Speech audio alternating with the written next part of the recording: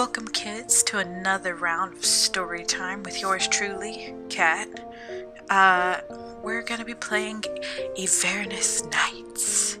It is a historical fantasy visual novel. I think y'all are catching on to my kind of favorites, but it's got a queer cast.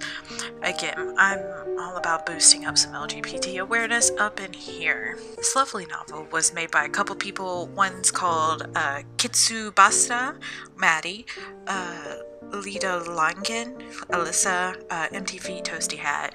I'll be sure to include their names at the bottom, and please go check them out. A lot of them are artists and had a lot to do with the development and the story of the game.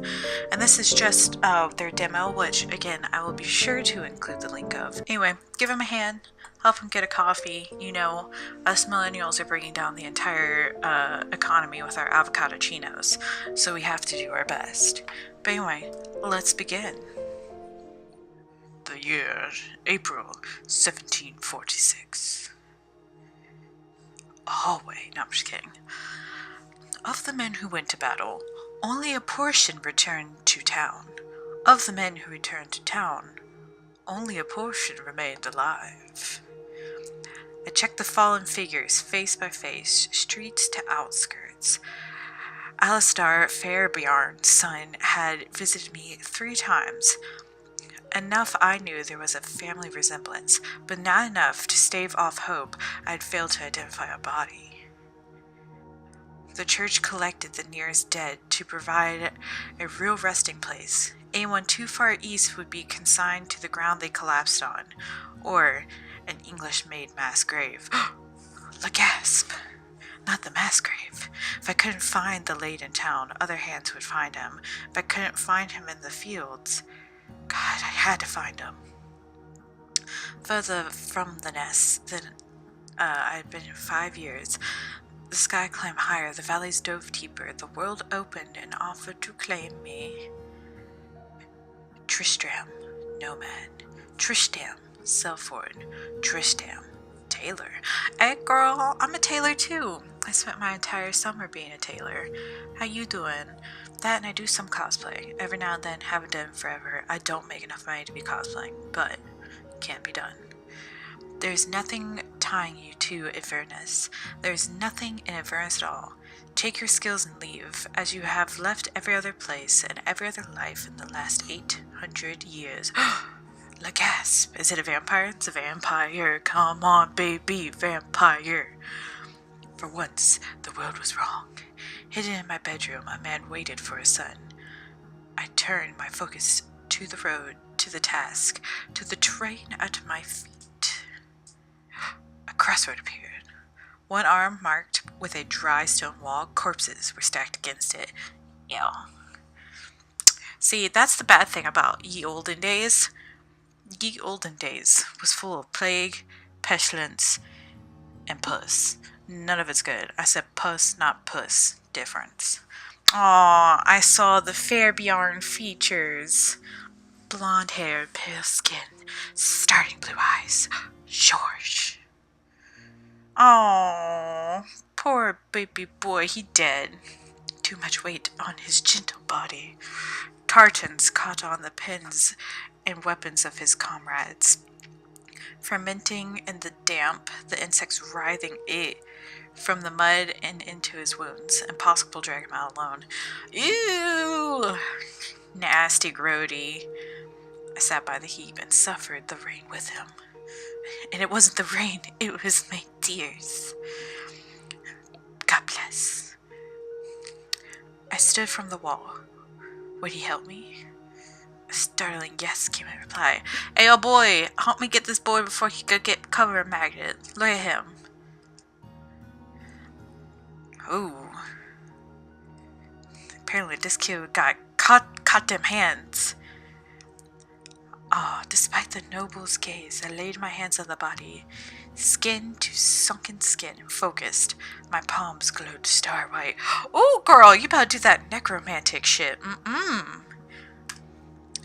Yo. Oh.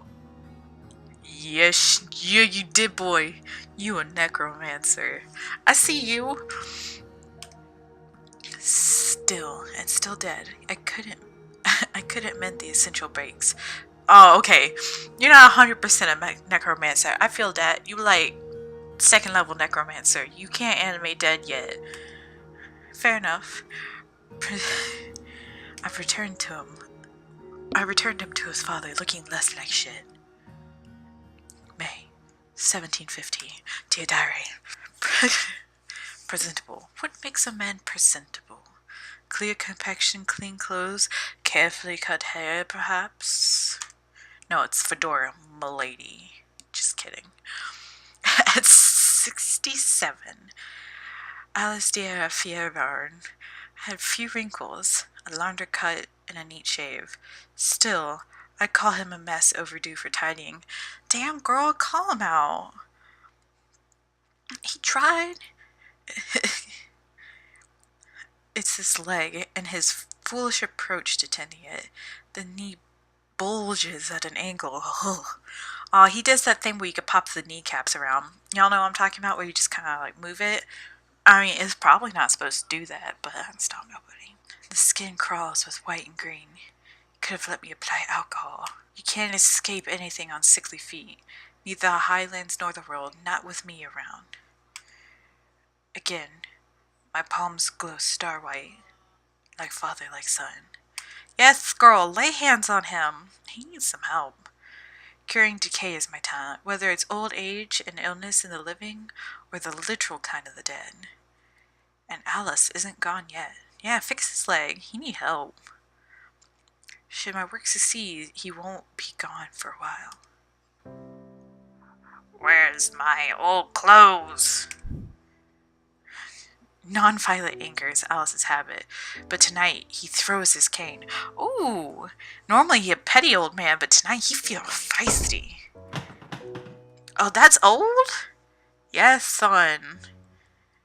He does look like a fancy man. His arms are still foreign. The throw misses by 2 feet. There's a clatter as his cane hits the wall, the floor, bounces over itself, stops unbroken. It was for your health. And this is you. You are Tristram with the cool hair. You the boy with the cool hair, not the cranky old man with the awesome jacket. He hops towards me. How'd he do that? He had a busted ass knee. Ain't that busted? Get your cane. Stands again, tapping it to the rug. You're a real devil. If he's trying to figure me as something Mephistophelian, heck yeah, girl, busting out them big words. Well, he's near the truth, but with cotton wool in place of a brain, he's hardly Faust. The topless towers of Inverness burnt for a bonny prince, not sweet Helen. I'm digging this old lit references. I'm just a man, same as any other. And I was just a man, now. He lifts the small of the cane from the floor and tips it skyward, the pendulous head swinging to the lowest point. Now.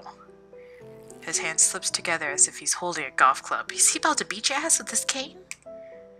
Now. He sweeps the cane over his head and attempts to hammer it down on mine. I told you he's about to whip your ass. I catch it by the shaft. Some inches above my skull. Hey. He's stronger than he was, but I've the sturdier frame. Yeah, boy, use that lumberjack body. I trust his tantrum is over.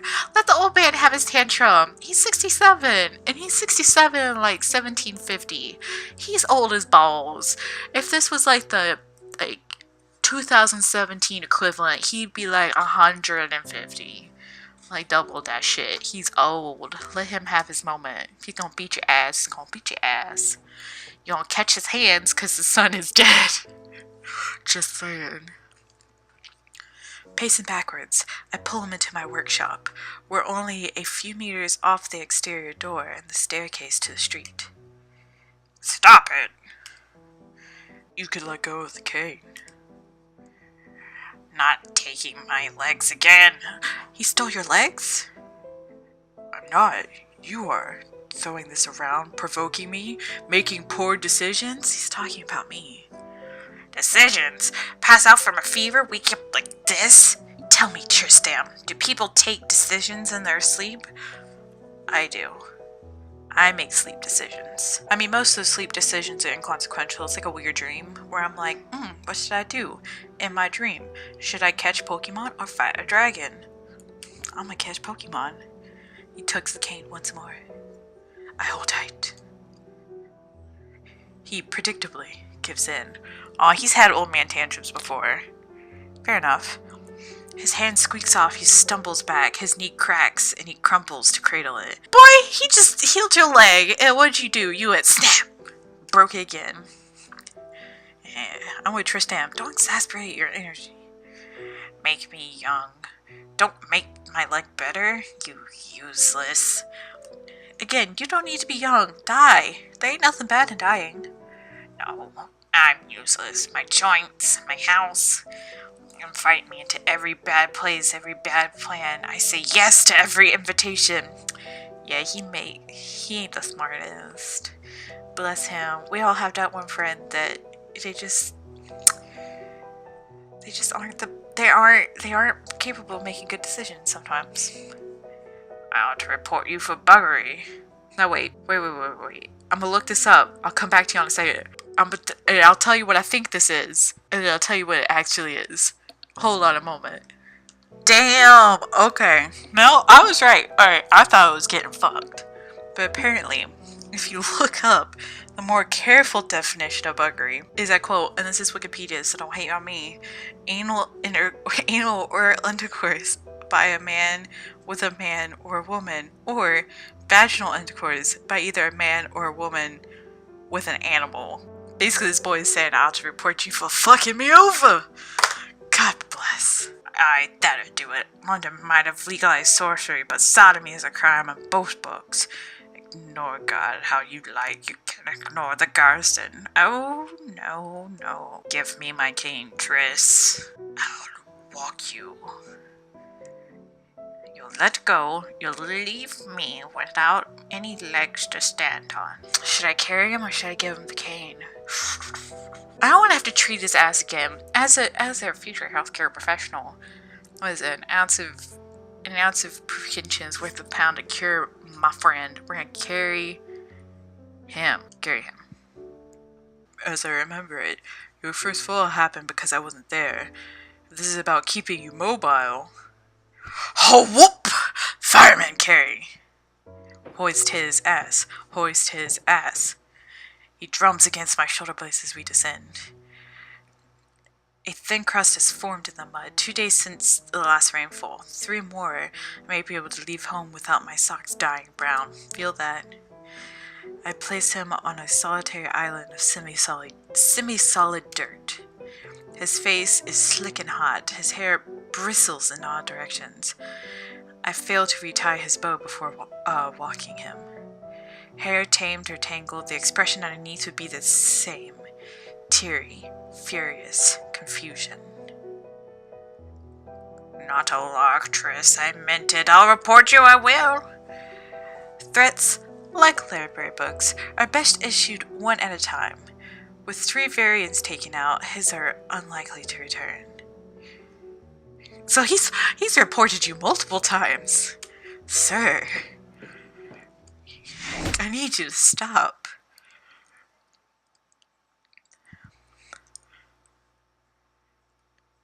Oh, you should have let him escape the way he wanted. Sometimes you gotta make sure old man pride don't get too prideful. Cause that's how old men end up dying alone in like the bottom of a sewer drain. It's cause they're too stubborn to be like, need help please. Please may I help? Nope.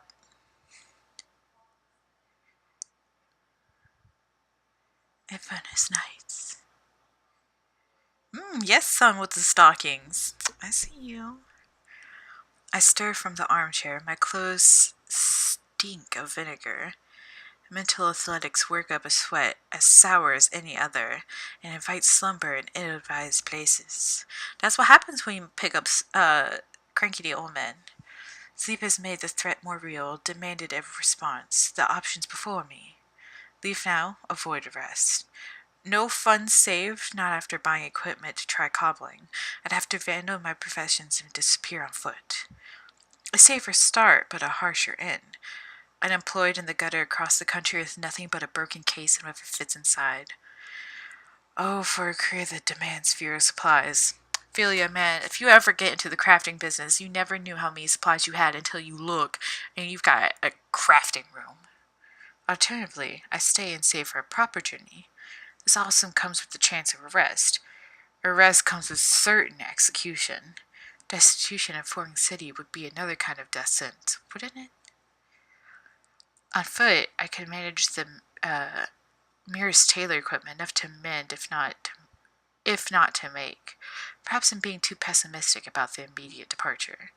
As long as I'm taking the threat as genuine, it's my best option to seize it while I have the chance.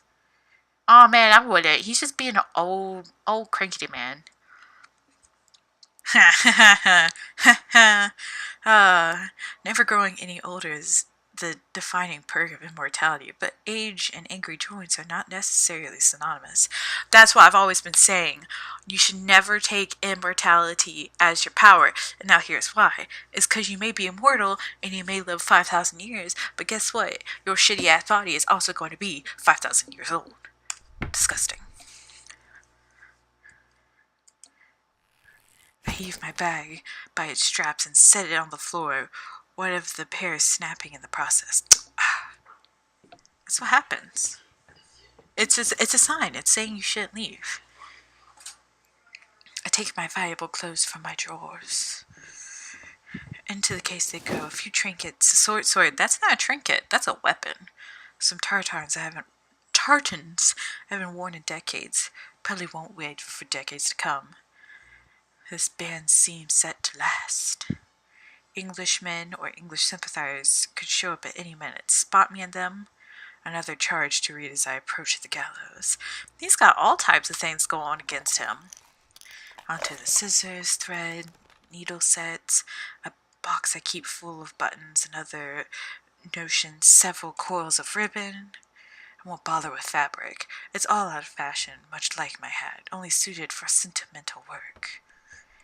Case filled with everything I can easily remember, I plunge into the depths of my mind for any sunken necessities, only to be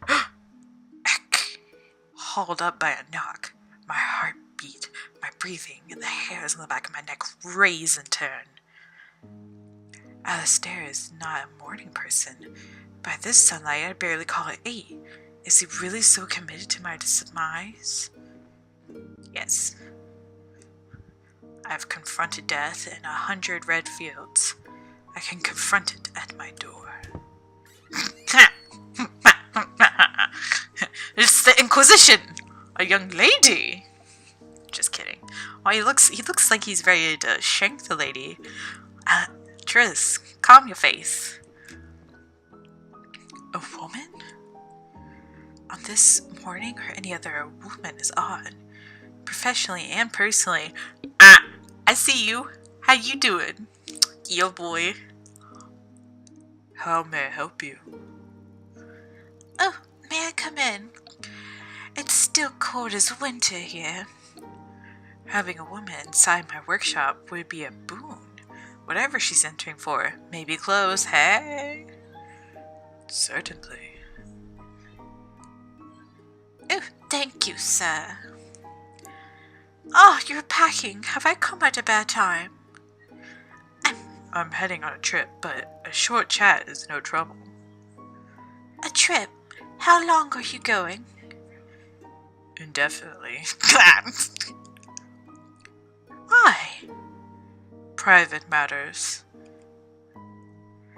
I asked the innkeeper about a dressmaker. He told me, don't bother with the specialist. The tailor nearby, he dabbles. He made my wife's favorite ensemble. I hope it's not money trouble. You seem valued, and I'm sure if someone knew. My finances are fine, and they don't need to know. You could pay to learn tact. Damn, Tris! You need to calm thyself, man. She just wants a dress. She's trying to be nice. Sorry for forgetting my place. Ooh! If you won't share your business, may I share mine? Assuming I'm still no trouble. her business is half shared, so I should have figured it from her first words. Yes, she wants a dress. I mean, she's a lady. Like, what else? What else would a lady come to a tailor for? English, not local, except for some secret garrison wife, and she couldn't be a bastard. I haven't known any woman lately. The sole occasion I tried them, I was like a child forced to try Vestral, swallowing health for the sake of my parents. Ay! He's gay. Guys. He's gay. Thus, the only option, a customer. Share away. Thank you, sir. If it isn't obvious, I'm fishing for a new ensemble. With what you've said about leaving, I should probably mention up front, I'm prepared to pay an emperor's ransom. Damn, girl, why you need these clothes so bad? Like, and where are you getting that money from? That goods, that green. The same emperor's ransom she used to purchase her rather depressing costume. Damn, read her for filth. Ooh, boy. Oh, the fabric is serviceable, but the cut is modern. At least this side of the channel. There are pearls, there's lace, but the English are known counterfeiters. If they've invented a fake crystal, why not mock other adornments? The chiffon at her hem is unraveling. And why run a rope around her neck if she can afford better? That accessory opens the trap door and drops her from fraud to freak. Oh, let her have her nautical theme. Ooh! Luckily feigning luxury for the purpose of whoring. I mean, that's what I do in the afternoon. I'll consider. Excellent. Provided you show me this fortune. If she thought I'd be gullible enough to skip asking. Of course, I should have done that Of course, I should have done that to begin with. Her hand weaves down her stays as if attempting me to follow. No. Back from the valley. Is she surprised by my lack of interest? Her smile stays steady, so perhaps not. I could be misunderstanding. While I speak several languages, the female tongue has always eluded me. Same. Well, it's not the whole payment. I don't have any pockets, and this bodice only fits so much. Girl, we've been shoving shit in our bras since 1750, bring it. She holds a red and gold purse with a clashing pink tie. Opening the lips, she reveals... I'm just gonna... Though it's probably a full month's of work, unless you're presently paid for what you're worth. Solid gold coins. Your boy, she making that money. No messing with pounds and bank wars and all the trouble of legal tender. A substance I can pass and barter at every edge of the known world. It's true, gold is gold, man. I'm taking it back. You gotta bite all the coins. That's what matters. If it's gold, it's soft and it will bend. That's what you need to know. That's that real stuff. You welcome chemistry. A robe, a petty, and a stomacher. My hem's fraying, as I'm sure you've already noticed. I did it until it was far too late for repairs. Your last outfit was made in England, wasn't it?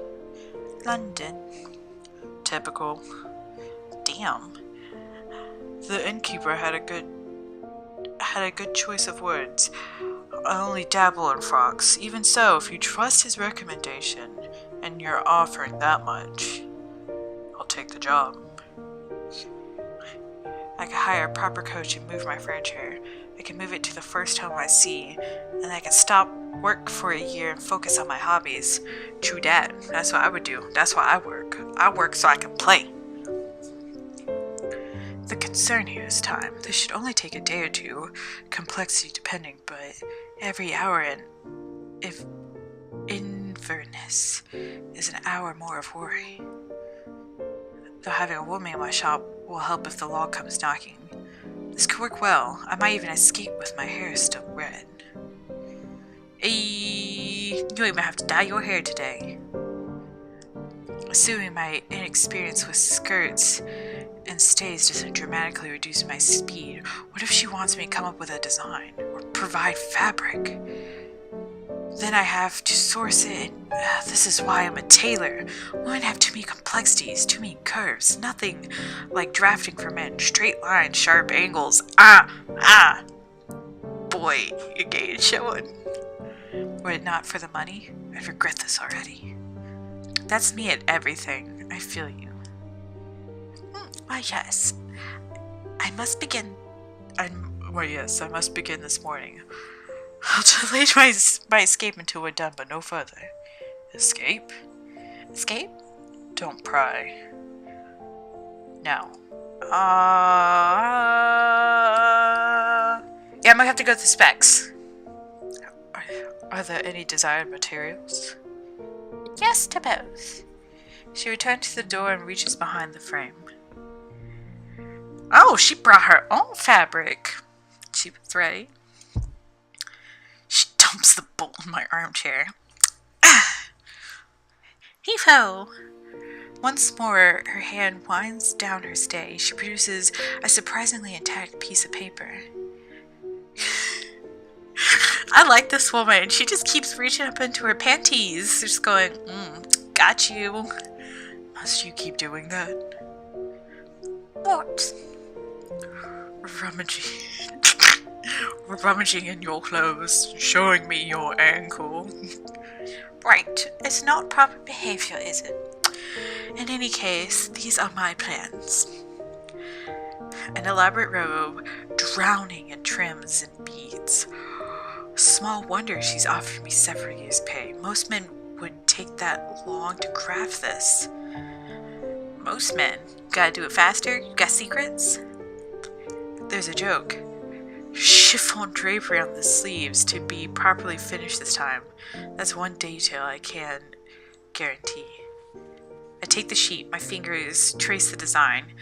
It's likely she drew this. The lines are shaky as though they've been written on a carriage door or with numb hands. Sound anatomy, under some sections, there are skeletal construction lines. I'll have to substitute most of the trims, and while I keep a supply of beads, some of your notes mention real gold. I have that and the other listed supplies in my inn. I thought bringing them today would be getting ahead of myself. I see that this bolt here is the petty and the stomacher fabric. Isn't it interesting? There were cultures and times where lilac was interesting for its legality. This is not one of them. It's not beige, but it's not tartan. To some, I suppose.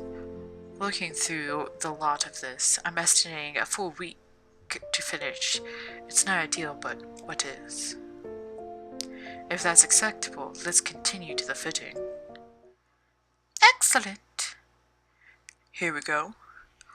Holding the fabric to her stays, I deconstruct the garment in my mind. Which rises am I supposed to hang this off of? Mercifully, that their garments are taken from their underwear instead of their bodies, flattening down all the dimensions to a simple slab of... Hang on. Your stays are crushing you. Aren't they supposed to? To an extent, but there's a difference between you fitting for vanity and fitting for denial. Ooh, are they hiding something?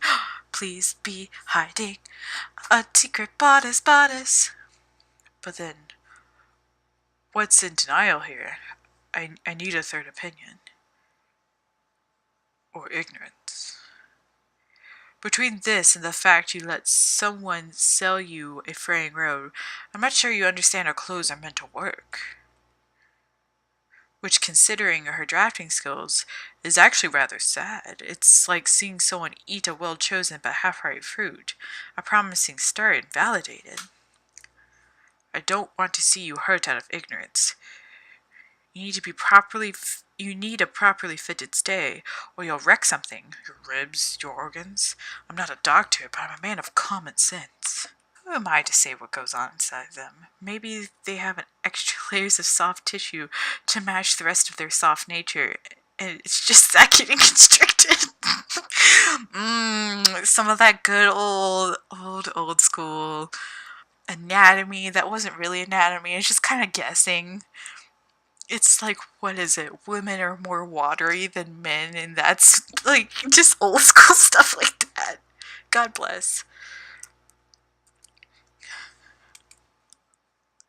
You're probably right, but there's no alternative. Why not?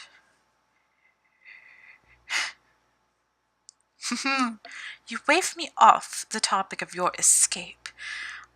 I am allowed privacy too, if you're worried for my health. My health. Better we leave it like this. Not smart enough to realize the fit is crushing her, but wise enough to say the crushing is the lesser evil. Hi, girl. It's none of my business. Furthermore, my business will suffer if I keep this up. My hands move stiffly across the petty silk. It crackles at the touch, brittle like aged bones, more solid than a midweight weave should be. The embroidery is unusual too, arabesque, all abstract eagles and stars, quite unlike what I made on my own timber frame. Where'd you get this? Oh, I thought you'd never ask. She sparks to life, every inch of her jittery with joy. It's a lengthy story, but with your work I'll have time to tell it. Be my guest. I'm going to start penning, so I won't be too talkative. Brilliant! This man's got a husband somewhere, and that husband is about to lose, maybe a wife, is about to lose out. I love nothing more than talking. I'll start with a little history. Like a rehearsed actor with an old monologue, she inhales. Before Italy and after East Constantinople, there is a center of the silk trade. Having stolen the means of manufacture from China, they were first in the Western world to weave it. We opened in a Byzantine silk workshop occupied by a seamstress named Mariana. Mariana was one of the women contracted to work with the silk industry, work, live, and die, bless her soul. While the empire was aging and its lips were closer than they had once been, its silk work remained a secret. It sought to keep these last threads of knowledge from being pulled away. Yet, everything unravels eventually. Wink. Like those. You like them good puns? I do. 2 unauthorized men slouched through Mariana's doorway. Hey, girl. That looks like Reaper's new shrug pose in Overwatch. We're just like, I don't know. First, a man with pink eyes, the shade somewhere around rose quartz or pale blush. Girl, but it's just pink. You say it's pink. On their documents, his name was Porphyrius. In conversation, it was Fury. He was a Venetian trader with a spirit like flint on steel, like a fire. Following tentatively behind him was a scruffy, purple-eyed man named Sinbad. Not especially fiery, not prone to sparkling trouble, but he was loyal. While Fury was prone to misadventure, the particular predicament that had placed the pair in the workshop was not of his making. It was a pale autumn afternoon in the year of 1171, and a section of the city's Venetian populace had attacked the Genoese quarter, an expected event in an overheated melting pot. Less expected was the Empire's reaction, a call to arrest every Venetian in reach, regardless of their involvement.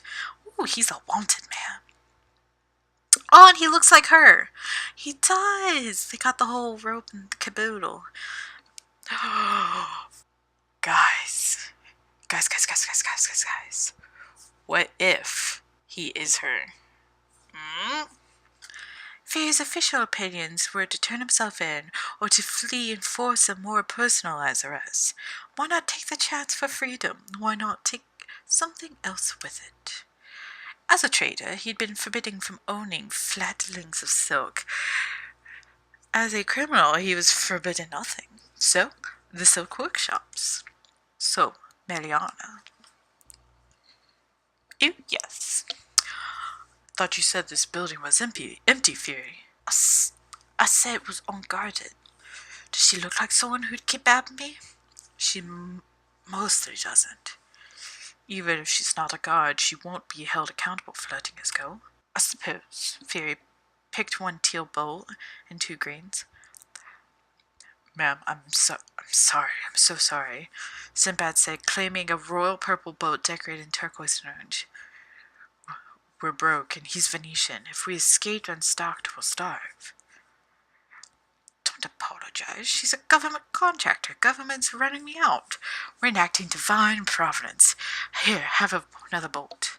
Sinbad yelled, and then he red with blue and gold birds. Oh, that sounds pretty. Mariana said nothing, but swept towards a table and stooped from her great height to rummage beneath it. Let's keep running. Any more would be greedy. The men had 3 bulge each. Sinbad's were clutched to his chest. Or if you want to list an actual deterrent, there's the fact my arms are at top capacity, Fury said, adjusting his last bolt to balance on his shoulder. He gave a nod. Sinbad gave a bow. The 2 men turned to exit. Mariana cleared her throat. Dropping a bolt onto the table, she stared at their backs. Fury turned again, whacking Sinbad in the face with a protruding bolt in. First-grade lilac, color and quality both unavailable to common folk, let alone common foreigners. Passage on your ship in exchange for this. Worth more on its own than all 6 of those other rolls, she insisted.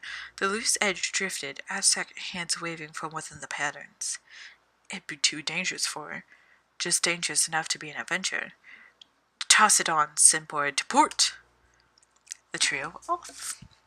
Within 20 meters of the workshop, Fury tossed his bolts onto Sinbad's pile. His pace declined, but he held fast to the stack, tense through his upper body. Damn, Sinbad ripped! Mariana ran like a flood, imposing and probably impactful, but slow to build. Fury was fleet. He took the lead and used it to engage in a spot of theft, picking pockets, purses, stall stands. His fingers wound into any clear space, snapping jewels, coins, several bags of gold and bronze beads, a diamond-encrusted buckle in the shape of an egg. The chaos was a question, and one sharp guard remained in the district to answer the question. Give me a description of the man who did this. "'Twasn't just men, sir." Reaching one of the city's southern ports, Fury took the party to a small, flat-bottomed boat. It was old, but cozy and well-maintained. Sinbad threw the bolts inside the cabin. Returning to the deck, he applied his liberated hands to the anchor. Fury grabbed the oars and threw one to Mariana. "We'll row what I can. Likely to be never unless you help fix this chain," Sinbad called, tugging at the stuck sequence of links. Heading down a sloped road towards the port, the guard noticed 3 figures, Italian, Parisian, and, as described, standing on deck. "Mariana!" Blowing into a kinetic mess of red and blue, he kept on for the cog. "Mariana!" He was a bird of prey. "Mariana!" Aquila, a soldier empty of his own interests, his life charted by lawmakers and generals. The charts followed like laws of their own. The tip of the anchor fidgeted out of the ocean bed. 5 seconds more exertion and it was reeled in. The boat eased from the dock. Aquila hit the water, thin frame slicing through the surface. Fury turned his oar and pushed harder, deeper to escape. For the merest moment, Aquila's fingers brushed the panels, and the oar swept its arc, knocking him away with a smack of wood on flesh and a crippling crack. Dang! Further apart, turned far from sight, the Mediterranean awaited. Silence. Hey, that looks nice. or silence. That's your stopping place? I figured I'd save the rest for tomorrow. I might forget the details overnight. Oh, no, you won't. 4 names and 3 professions. I'd hope you'd be interested enough to remember and just stay for the next installment. I really think that's definitely him. Though an old sailor's tale is less likely to keep you than money or professional responsibility. Lifestyle choices and narrative decisions aside, she's not a complete idiot.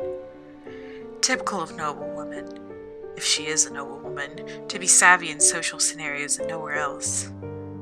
Tomorrow, then. Wonderful. With that settled, feel free to leave. I'll be able to get the basic elements of the petty and stomacher completed this afternoon, and perhaps a mock-up of the robe. I'll bring the real fabric in the morning. Thank you for your patronage.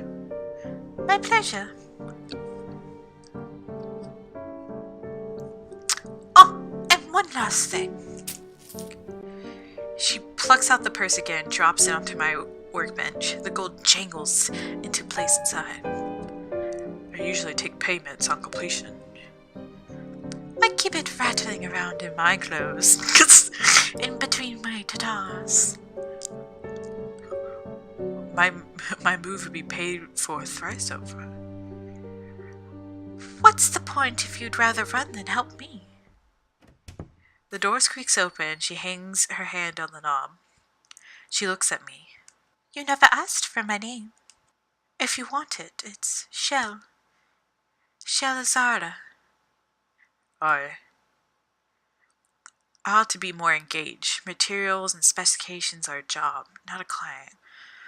Quality tailors know both. I am Tristram Rose. It said so on your sign. Click. She closes the door between herself and further discussion.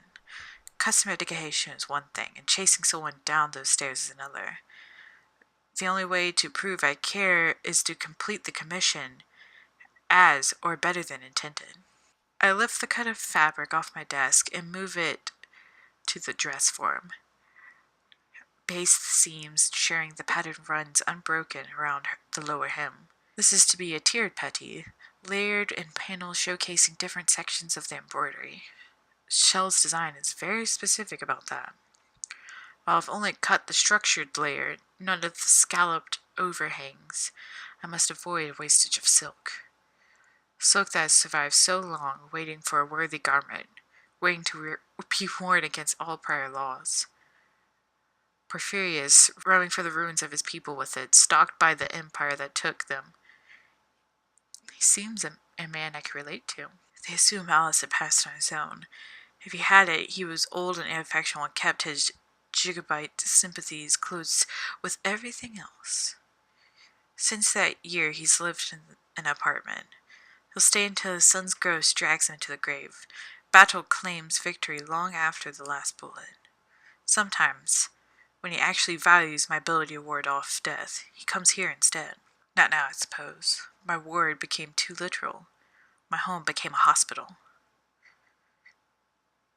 A knock comes while I'm elbow deep in petticoat. Hey, boy! Don't we all want to be elbow deep in petticoat? What's up? Yes! Ooh, you got that even stitching. I'm about it. I've got my hands full. There's no lock. I hope you're excited. The robe fabric is lower grade, but just as old. Oh! Look what you've done. I didn't think you'd be able to center the designs on the scallops. Then why add that to your specifications? Just for shits and giggles. I wanted to check the fit before I attached the frills and trim. Right. A moment to take this off. I'll leave the fabric by the armchair. I don't want to interrupt while you're concentrating. Yet you are anyway. So salty. But you're frowning. Yes? Is there something wrong? No. Nothing new. You haven't mentioned any problems. As long as the fit is off. Can you shut it about the fit? I shut it. You're the one who pried it back open. I thought you'd let it go. Please, let it go. She stares as though I've robbed her of the ability to blink, eyes perfectly still. Do you know each other? I swear to you. I swear to you, you must know each other. As I walk it over to the dress form, I start experimenting, checking weight, drape, weave. She remains stuck in place.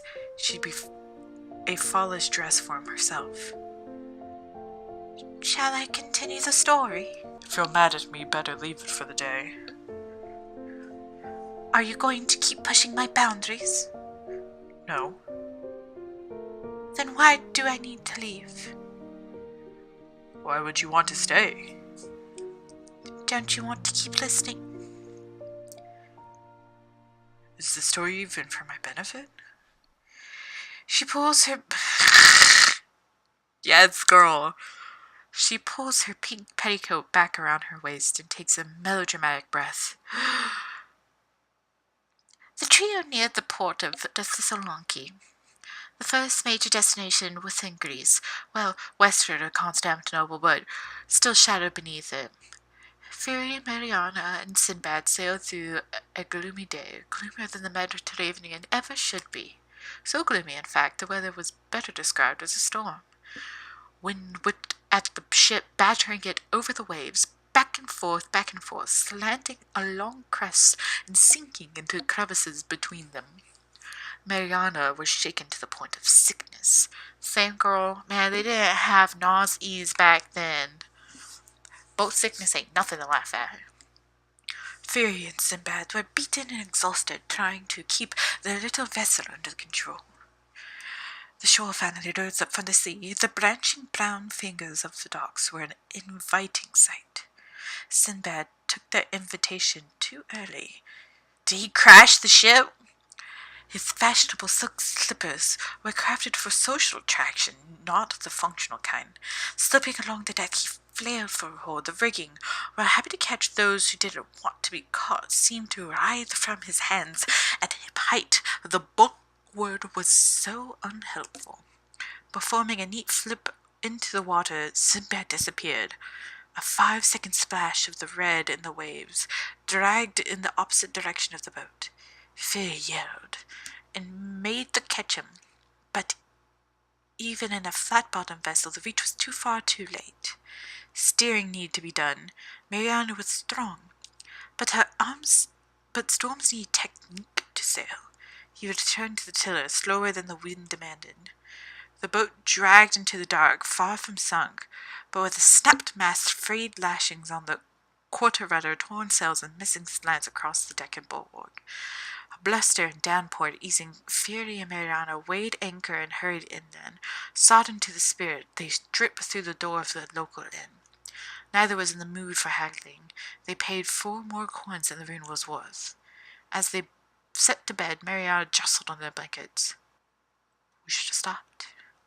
A bolt of lightning clattered outside the window. Fury's eyes were lit, and they held the glow some moments longer than the sky. Sinbad isn't made of paper, I'm sure.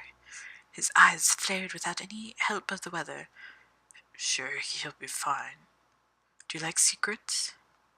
Everyone likes secrets. Fury likes spilling them in particular. Before Mariana could formally affirm her interest, he tipped the contents of his mind out through his mouth. Hey!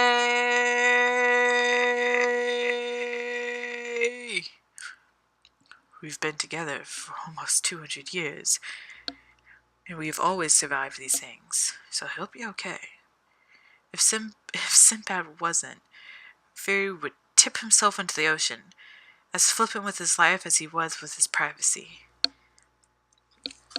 The next day, they walked to the docks. Someone's guard had mercifully tamed the tides, and the cog was set on flat water.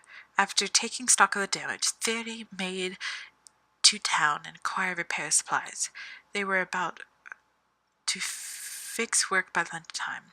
Marianne stitching the sail into a full sheet while Fury organized the new mast. The sun set, taking their energy with it. No sign of Sinbad. There was more to fix. They could wait for him. On the second day, Fury fitted replacement stats, while Mariana checked food and cargo were intact. Each of Fury's hammer strikes contained 500 years of nautical experience. Faster, cleaner, better than a cratered carpenter. The was mismatched the original planks, but the skill of Fury's handiwork made it less of a defect and more of a character trait. In the afternoon, they went to Thessaloniki's marketplace and traded for a relief of castor and pollux. It gave them another hour of productivity, banging it into the place above the cabin door. Procrastination is harder to cry when it involves work. Word. There was an hour of sunlight left. Ooh, Mariana! Hi, girl. Fairy and Mariana sat on the deck. With the ocean so flat, any movement on it should have been visible. There were gulls above. There were fish and cephalopods below. There was nothing between, no creature or criminal in the median. The only castaway from the storm was a grey cloud splaying across the sky. When the stars came out, they went in. No weather, no waves, no footsteps in the dark. Fairy spoke in a whisper. I don't think he's coming back. Mariana allowed the thought to slip by. I heard there are visiting forces arising here in 2 days. Fairy's concerns voiced, he lolled over and closed his eyes. The rain began again. Mariana counted lightning stripes until she reached sleep. The third day, they boarded the cog. Mariana had been taught how to hoist the anchor and lower the sails. Yanking too hard, she detached a few lines of the rigging, and an hour had to be spared instructing her on how to retie them. The Slonky pressed their departure with the weight of boredom. Mariana finally understood the knots. Maybe they could loose the rudder. Before the pair could create a new delay, and practically gentle footsteps padded behind them. His jacket His jacket held some of the water. His hair was messy. His pants had sunk. His eyes were buoyed with happiness. You waited, he said. We had repairs keeping us. Fury embraced him tighter than any ocean could and hauled him aboard. What's your excuse? I came ashore miles off. I had to walk in the rain. I'm famished. By Mariana's checklist, they left for Athens with all cargo in its place. 24 soldiers took the town behind them, made their way to Portside Inn. Aquila was ostensibly there on broader Latin hunting duties, but he had to ask, Have you seen a woman in blue and gold accompanied by 2 men? One would be Parisian. The innkeeper advised she was with a single man, and he was Italian. Ariana struck the table triumphantly. Imagine what dagger had been driven into the Parisian, pretending to plunge it himself. They were bound for Athens. He would gain permission in a ship, and he would be bound there too. Another premature ending? Are you coming back tomorrow? I assumed I would be. The fitting is done. You said you'd have to substitute some trims, didn't you? I did. May I see them tomorrow?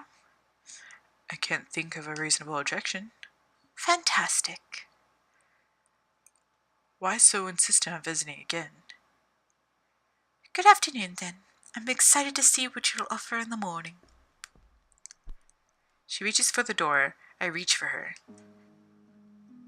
Let go of my arm. What's the point of the story? Measure me fine, but I prefer you don't touch me. It's as though I'm clutching ice. The shafts of the bone beneath my hand are too close, and the flesh too cold. Tristram? Why are you so cold? Would you let go? I obey. You weren't supposed to do that, not yet. Another one of her exaggerated breaths. I've never seen her take any other kind. Ask tomorrow. The door closes and Shell is gone! And I think with that, we too shall have a premature ending. Thank you so much for joining us on this story time. And we shall solve the mystery of the story and Shell next time. Until then, kids, ciao.